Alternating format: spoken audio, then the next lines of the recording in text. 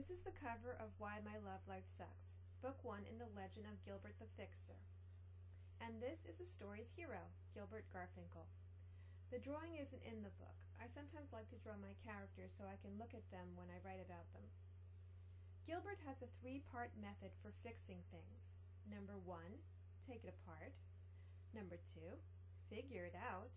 And number 3, fix it or use parts to invent something new. Today I'll be using his method to answer the number 1 question that writers get asked most. Can you guess what that is? Where did you get the idea for your story? I'm going to show you how I got the ideas for 4 of my books. But even better than that, I'm going to show you a method that you'll be able to use to come up with as many ideas for your own stories as you like. It starts by breaking all stories down to their parts, and here they are. Every story is made up of 6 questions. Who, what, where, when, why, and how. There's also a top secret mystery question that's not an essential part of a story, but it can turn a good story into a great story. If we have enough time, I'll let you know what that question is. Let's start with the first question. Who is about character. Who will your main character be? What drives him or her? What does he or she want most? What is his or her greatest fear? Who are the other characters? What is their relationship to the main character, and what do they want? When I was a teenager, I read a lot of fantasy and science fiction.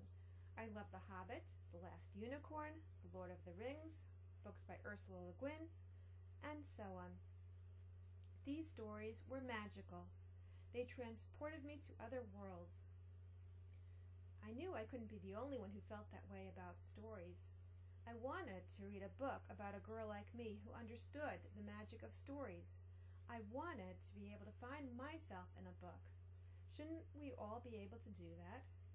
But I couldn't find the book I was looking for in a library or a bookstore. So I wrote it. It was a story I told myself. It was like a movie I watched over and over in my mind. My favorite movie. And it wasn't until 20 years later that I wrote it down. Turin the Teller's Tale is an example of a story that started with a who question. It's about a teenage girl who is a magical storyteller. I knew what character I wanted to create, and I built a story around her. Turin's power is the magic of storytelling, and it's the greatest magic her world has ever known. But knowing you possess such an awesome power can be scary, and Turin needs to overcome her fear of the power she alone possesses. What is about plot? What does the main character want? And what does he or she do to get it? What stands in the main character's way? And what does he or she do to overcome it? What is the resolution to this conflict? Anything is possible in fiction, so ask yourself, what if? What if is the motto of science fiction. But the truth is, you can start any kind of story just by asking, what if? The answer to a who or what question alone can help you start a new story. If you have a character, ask yourself what that character wants most. Create a story where he or she encounters conflicts while trying to get it. If you have a plot, create characters that need to do the things the plot requires. You can't create a new story based on the answer to a where, when, why, or how question, but you can use it to change the where, when, why, or how of an existing story to turn it into something new. The idea for my funny children's novel about friendship and self-esteem overcoming bullying, Dan Quixote, Boy of Nouveau Jersey, came from changing the where, or the setting, of what many consider the first modern novel, Don Quixote de la Mancha by Cervantes. This is a story of an old man who reads stories of chivalry and believes they're true. He sets out on an adventure in 17th century Spain with his faithful companion Sancho Panza, and he battles a windmill he thinks is a giant. I changed the where of the story to a modern American 8th grade classroom. Don Quixote became Dan Tyler. Sancho Panza became Sandy Goldberg. And the windmill became a difficult teacher nicknamed the Dragon. I also gave the story a happy ending because I don't like sad endings, and Don Quixote had a very sad ending, even though it's a comedy. That's one of the great things about rewriting old stories. You can fix the parts that you don't like. The when of a fictional story probably isn't what you'd think. It's not about what year something happened.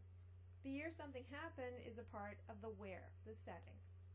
When is about the part of the story's timeline you choose to focus on. You can tell the usual part that's told, or you can focus on one of two when questions. What happened after that? Or what happened before that? Ride of Your Life is a romantic ghost story that was inspired by a true event, the Great Adventure Haunted Castle fire that killed 8 teenagers in 1984.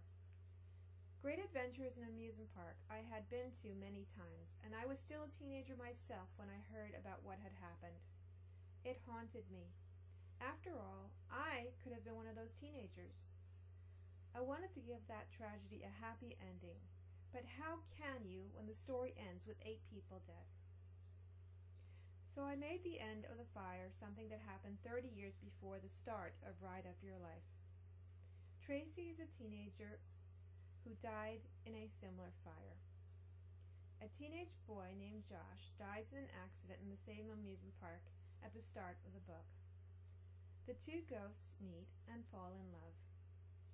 Changing the when of the story changes everything. Why asks why your characters do what they do. What are their motives? What are they trying to accomplish?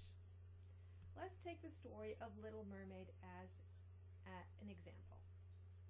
The Little Mermaid wants legs so she can marry her handsome prince. But what happens if we change her reason for making the deal? What if she wants legs because, let's say she wants to play soccer? That would give us a completely different story. That brings us to how. How is the story told? Who is the narrator and what is the voice like? What is the tense or point of view? Is it in past or present tense? First person or third? What is the genre? Is it a fantasy, a drama, a comedy, or a mystery? These are all things that relate to how a story is told. And again, changing the answer to how changes everything. So here it is summed up. Who is about the characters? What is about the plot, including conflict? Where is about setting? Changing the when lets you write about what happened before or after the existing story.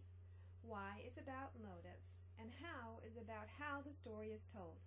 The voice, style, and genre. Here's the story of Cinderella broken down to its parts. Cinderella is perhaps the most rewritten story ever. From My Fair Lady and Pretty Woman to Ella Enchanted and Cinder. Now let's change the who of the story. Instead of Cinderella, let's have Gilbert Garfinkel, a heroic geek with a compulsive need to take apart, figure out, and fix things. And instead of the fairy godmother, let's have Amber, a gorgeous vampire girl who needs a guy to be her platonic best friend literally forever. Because of who Gilbert and Amber are, everything else in the story changes. Do you see how it changes the details of the what, the where, the when, the why, and the how? And that gives us a start of why my love life sucks. So those are the 6 questions that are the parts of every story, which leaves us with the top secret mystery question, the 7th question. The question that can turn a good story into a great story, a book you just can't put down. Can you guess what that 7th question is? Here is a hint. Do you know what it is now? The seventh question is the question the writer plants in the reader's mind at the beginning of a story, and it's called the hook. Sometimes it's the question of if and how the main character will get what he or she wants. The reader has to keep reading if he or she wants to find the answer to the question that is the hook. And now you know where writers get their ideas. Try it yourself. Create a new story based on a character idea you have, or by asking yourself, what if? Or break a familiar story down to its parts and then change one or more of its parts. You can fix an old story or use parts of it to create something new. There are no wrong answers, so let your imagination go wherever it wants. And have fun writing!